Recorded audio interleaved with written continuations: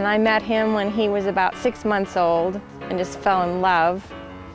And Paige waited until I could afford to buy him and sold him to me when he was about 3 1/2.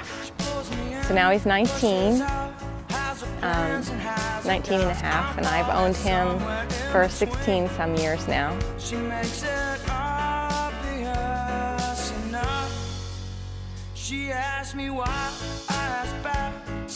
He's my baby. I've had him for the 16 years and I still watch him and cry because I can't believe that he's mine.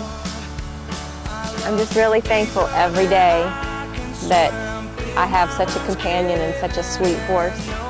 And I don't even want to think about the time when I have to make a decision to get a different horse or another horse.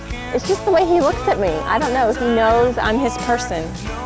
And he can hear my car pull up and he whinnies and starts banging on the door.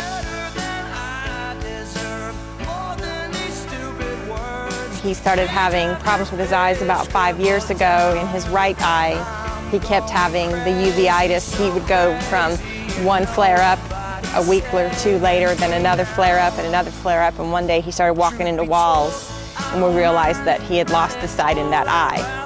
So we saw an ophthalmologist in Texas, and we tried to save the sight in the eye, but all we were doing was able to save the eye.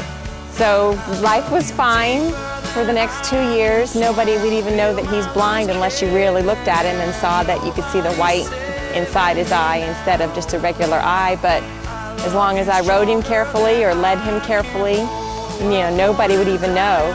And then it was right after Gustav that all of a sudden he had an attack in his left eye. And so we started treating that very aggressively. And in early October, we started having to go to LSU because one morning I came out to take care of him and he was walking into walls and I thought he was truly blind. And so luckily we found out it was just a really bad flare-up of the uveitis. And so we've been treating that very aggressively. The doctors at LSU suggested that we do a thing called a vitrectomy, and then hopefully, if that all goes well, he will have the sight restored to the eye. But going in, it's kind of hard because there's only a 50% chance it'll work.